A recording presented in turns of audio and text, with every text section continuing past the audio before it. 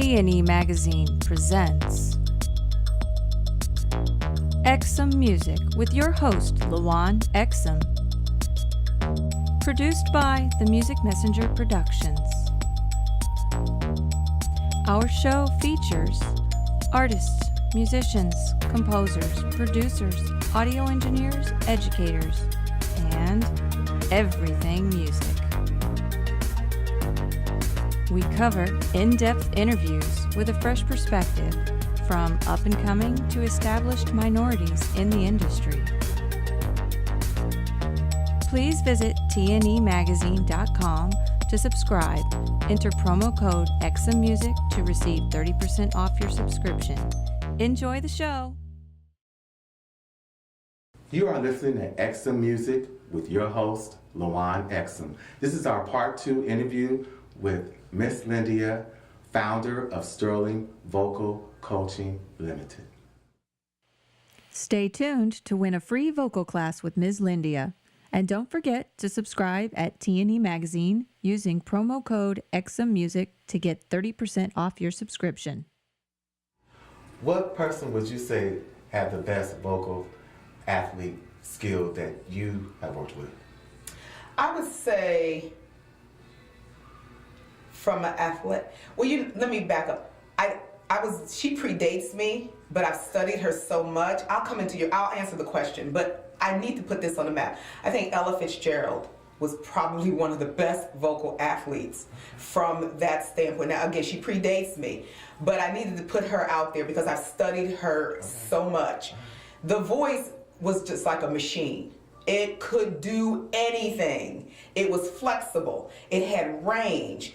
Her pitch perfect. She could mimic other instruments. It had endurance. It had longevity. The voice was everything. And so I think historically, Ella Fitzgerald is the template for me. Okay. And I think if singers want someone to aspire to, it's Ella. Now, I'm not talking tonally. I'm not saying, tonally, even though she had a gorgeous voice. I'm saying if you listen carefully, you hear skill everywhere. Everywhere you hear skill. So on that level, I think Ella is just like Queen Ella. As far as the athleticism of the voice and the voice's ability to go for long periods of time and to keep going. I worked with an old gospel artist named Albertina Walker. Yeah. And when I met her, she was in the twilight of her career. And I was amazed. I'm thinking, Miss Walker, why are you coming to me? And she came and she said, because baby, I still want to learn. But it was a naturally athletic voice. Even when she came to me, the voice was very naturally already athletic. She could still do most of the stuff she was doing when she was a young woman. She was still doing most of the things as far as longevity on the voice. The voice was still really good. And the voice still had a lot of impact to it, a lot of character to it. And I'm thinking to myself, she said, because I still want to learn. She said, I'm not one of those who just takes this for granted. I still want to learn. And it's been a little bit of everybody over the years. I haven't met any natural vocal athletes. Like I said, Albertina was probably one of the ones who had it naturally. Everyone I've worked with over the years,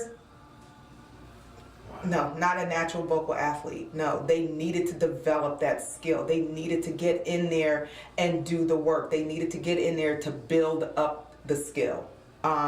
It wasn't natural. It was, you had to get in there. In today's pop world, you have some singers that are doing it right, and then you have some singers that are not doing it right. I think Beyonce is doing it right. Her career is a testament to that. Her lifestyle is a testament to that. But I think she's doing it right. The voice always sounds really pretty good. You don't hear where the voice is compromised in any way. You can hear the range in a lot of songs, from Halo to what she's doing now. And she's able to play with textures in her voice. She's able to play with tones in her voice. And I like the fact that she is she is that person for this generation, because I think, you know, she's living in her best moment. But somebody asked me about this, and I said, you really won't know until maybe she's in her 40s or 50s, because one of the things that will tell you whether the voice has been maintained well is when the voice starts aging. Because again, it's part of your body, and it will age with you well or not. I will be 51 years old in 26 days. And one of the things I tell people say, oh my God. And I said, I've tried my best to take care of myself. And the voice is just like that. The voice is just like that. It can age well or it cannot age well. And when I turned 50, I thought to myself, now I feel good. Folks are telling me I look good. Yeah. So I'm gonna have a party. And so I was planning this party, and it was and then finally I said, you know what? I'm gonna go on a girls' trip. So me and my girls took a girls' trip, and I'm getting on tangent, but it is, your voice can age well, or your voice cannot age well. And that all depends on maintenance and care. Just like the human body. You know, I've seen girls half my age that look older than me. I'm thinking, why do you look older than me? And you're half my age. And so I think that, but I also know, let me just say this, I also know, in respect to your Adeles of the world, or your Sam Smiths of the world, who have had public vocal problems, or and your other singers who publicly came out courageously and said, I'm having some vocal issues here, I've damaged my voice on some level. The career is very demanding. And you have to train on purpose. You have to train on purpose. You cannot just kind of do it. Training has got to be a part of your lifestyle. You have to train on purpose. It has to become that. If it's not training on purpose, then you may as well not do it, because one of the things that I found with beginning artists, they like the idea of it, but the work that goes into it, they don't, and the lifestyle changes that it requires. That's big. The lifestyle changes it requires to do it on that level. Many young artists don't want to do it. That's how you can separate the wheat from the chaff, if you will. Those who will sacrifice things in their personal life. Yes, no, I'm not going to party all night. Right. No, I'm not going to smoke or vape. No, I'm not going to get high. No, I'm not going to do that anymore. No, and the ones who want to play around with it, oh girl, I can still do that and still be a singer. That's how you separate the wheat from the chaff. That's really how you do it. And now a word from Ms. Lyndia about Sterling Voice Coaching. Hi, this is Ms. Lyndia of Sterling Voice Coaching. You know, I've been a vocal coach for 25 years, and during that 25 years, I've trained a lot of singers. One of the most important things that I've discovered about being a vocologist and a vocal coach is that the human voice definitely needs support.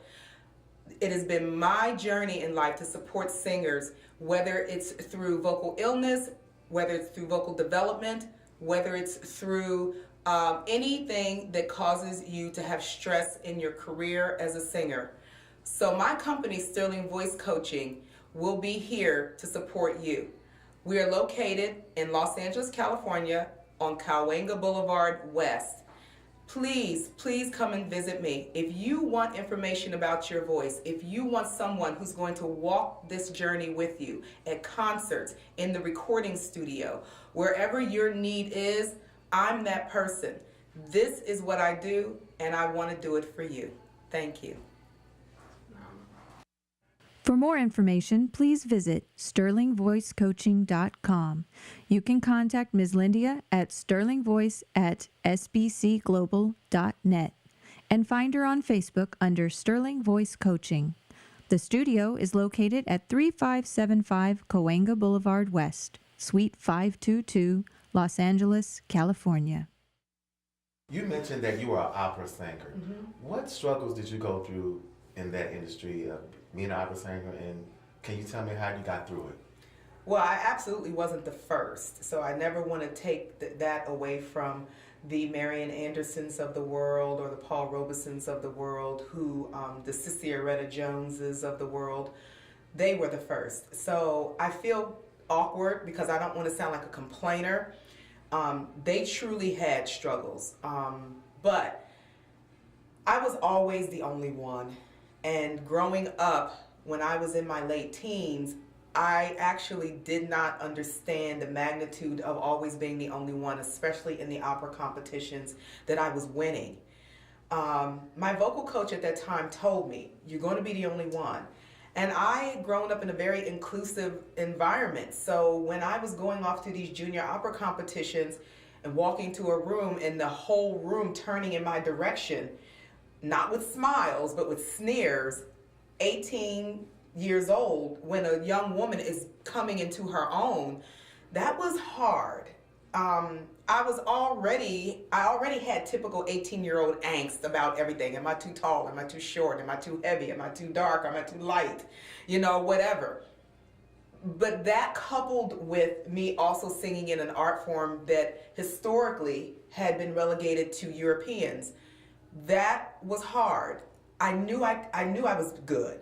I knew I was good, whether it was a European art form or not, and I knew I was better than most. But walking to a room at 18 in a competition that had national impact, that was scary.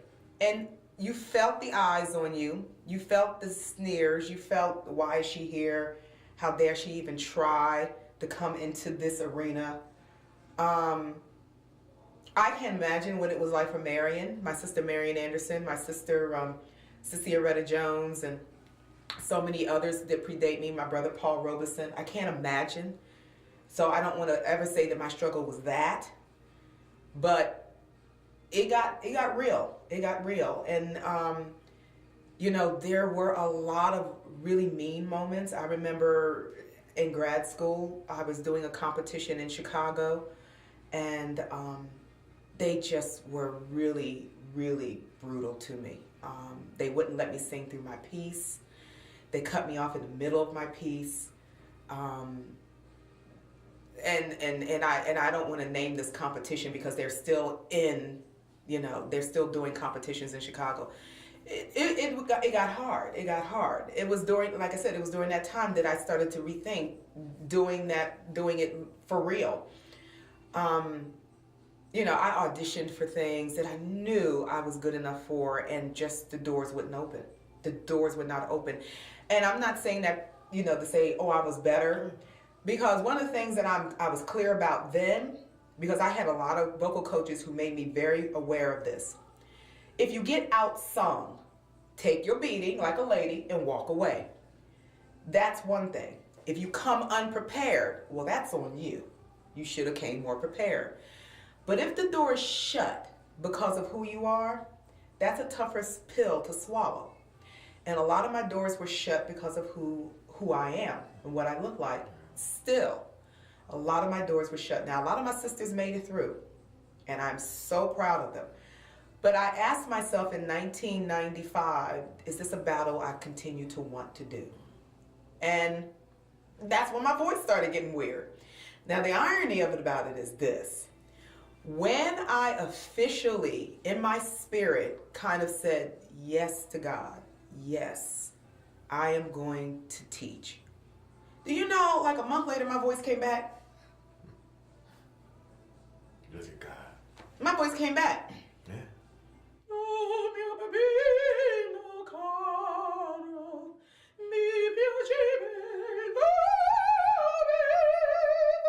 My voice came back.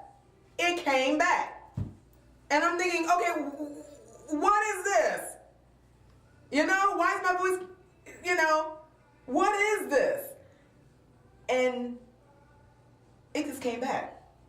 Out of nowhere, I just woke up one day and I was in the shower, actually. And I started singing, and I'm like, who is that? Yes. That's me. Where prior to that, all I could get out was, that was the extent of my singing. And I was like, who is that singing?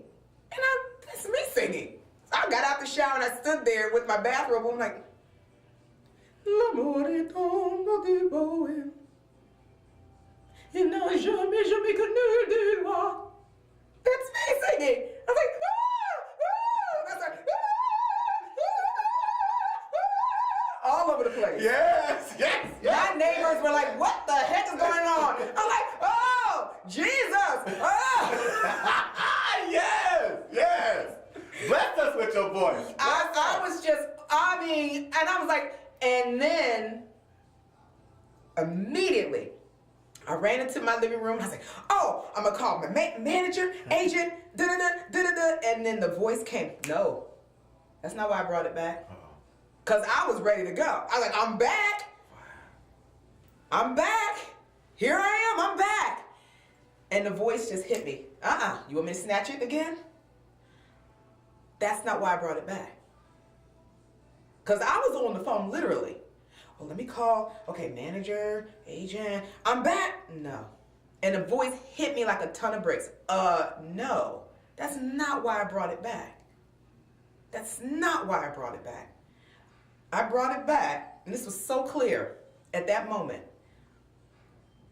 for you to go into the world and touch those who are going to compromise my gift, and you need to inspire them with your story. Wow, yeah. At that moment, I had to grieve, and I knew that was a healthy thing to do. I needed to grieve and say goodbye. Because during that whole time, I still had this in the back of my mind, I was going to be still a singer. At that moment, I had to breathe and I had to say goodbye. And then my journey began as a coach. And I went out there and I hit radio, I hit TV, I hit magazines, anyone who would listen to me. And the spirit within me was very clear. I don't want you in opera. Because I thought I'm going to train opera singers. Opera doesn't need you. Opera is very saturated with qualified vocologists, pedagogues, highly saturated. R&B, pop, gospel, jazz, they need you. They need you. That's where you go. Well, I said, well, I can sing that too. Yeah. I can do stuff like that too. My voice can do all of that. So I didn't have a problem with it. But I'm thinking, well, if I don't do opera, what are you going to do? You're going to teach everybody else. Hence, that's all I've been doing, teaching everybody else. I still enjoy opera and still see opera on a regular because that's always going to be underneath who I am. But remember how I started this. I'm an old Baptist girl. I came up through the church. I came up, we come this far by faith, leaning on the Lord. That was my upbringing. And you trusted him. Trusting in his holy word. That's how I came up. So I knew it was that segment of the population. And all the music that was born out of that segment of the population, jazz, blues, those were the singers that would have a higher probability of losing their voices because of vocal damage than opera. So I have never taught opera. Wow. Never. And I've been asked. I've never taught opera. And when I was with the Grammys, it was always within the needs for the Grammys. And now, as your co-producer knows, just got asked to join the staff at Thornton at USC in their popular music program, who I might add, I'm privileged to work with Patrice Rushen. Yeah. Yes. And Patrice is there, and she and I, among others, are teaching what's called popular commercial voice at USC. And so I am on faculty there. Right. And I'm enjoying it very much. And but I've been on faculty at other schools, but this one is the jewel in the crown, because I had my relationship with USC kind of goes back 12 years. But I was living in Chicago, and so it really couldn't manifest itself until I moved here to LA. So now that I'm here, I was asked to join the faculty, and they just told me to come aboard, which was so nice because I didn't have to do an interview. I didn't have to do anything. They just said it would just come aboard. What other projects can you tell me about? Oh my goodness, I'm working on so many different projects right now. The biggest one that I'm most excited about is Singers in 60. It is my own project that's going to be an online radio show that eventually we're going to move to Sirius satellite radio. And it's going to be 60 minutes of just singing. I'm going to invite on guests to talk about producing, A&R, management. I'm going to bring on vocal doctors, otolaryngologists. That's the term, people, for vocal doctors, otolaryngologists. To talk about vocal health, to talk about what physically happened to Adele, what physically happened to Sam Smith. We're going to have on singers as guests. I'm going to do something called karaoke pop-up, where I'm going to randomly pop up at a karaoke bar. I love it. I love it. And surprise them. No. And say, no. Because everyone who does karaoke think they the best thing since sliced bread, honey. They get up there and they think that, and I'm like, we're going to pop up at karaoke, just random karaoke pop up. And we're going to say, hey, you're on Singers in 60, you know, that kind of thing. And so it's going to be a fun segment as well. And it's just going to be 60 minutes of everything singer. We're going to answer questions. We're going to have guests on, and we're going to talk about just what it's like to live in this space, using your voice as your instrument and using your voice as a career path.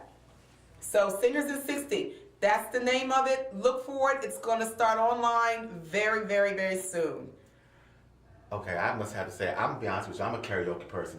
I hope you pop up. I'm going to pop up. For karaoke. I would love for you to tell me, LaJuan, you ain't doing that. And that's exactly what I'm going to do. Right. Okay. That's exactly what I'm going to do. That's why I'm popping up. Because I got a little singing too now. That's what I'm going to pop up. I want you to. I'm going to pop up in karaoke and say, okay, do you know what's happening right now with this song? And everyone, you know, karaoke, everyone wants to sing Journey's don't stop. What is it? Don't stop believing. Yeah. And that song drives me crazy at karaoke. So I can't wait to pop up at a karaoke spot and someone's putting up there "Don't Stop Believing." I'm gonna get up there on that stage and be like, "Excuse me." That's gonna be so good. It's gonna be hilarious. Oh, hilarious! Now, where can our viewers see you on social media or can contact you? SterlingVoiceCoaching.com is my website. You can also reach me social media, SterlingVoiceCoaching.com, or Ms. Lyndia, MZLYNDIA. That's actually my industry name. Fortunately or unfortunately, most people know me by Ms. Lyndia instead of my company name, Sterling Voice Coaching. So Ms. Lyndia or Lyndia Johnson. Any of those, and you will pull up a myriad of things that's kind of scary, that level of information out there on social media about me. But yeah, that's how you can find me. I'm always eager to hear singers. I'm always eager to hear you. No one is too famous or not too famous. Don't think that, oh, she only works with famous. No. If you sing in your church choir and you're there every Sunday faithfully and you just want to learn, call me. If I'm too busy, I got an answer for you. I can take 5 minutes to answer your question. So SterlingVoiceCoaching.com, email is sterlingvoice@sbcglobal.net. And that's how you can reach me. What gift do you have for our viewers that you can tell us about? Because you love this station and you love this magazine and you love these wonderful people here, 1 hour vocal assessment, contact me. It's yours for free. I will assess your voice and I will tell you exactly where you need to be, exactly where you need to go, and what we need to do together to put you over the top. Don't live in this space without someone there to support your instrument. It's not fun. It's not easy to do that. So let me be that person to support your instrument. Don't live here alone. You don't have to. I'm here. This is my purpose in life. This is my ministry. Let me share it with you. Now, guys, if you want to enter to win that, please enter my promo code, Exum Music. Thank you for listening to Exum Music with your host, Lawan Exum. Please remember to enter my promo code, Exum Music, for a 30% off your subscription and also a chance to win a free vocal assessment with Miss Lyndia at Sterling Vocal Coaching Limited. Exum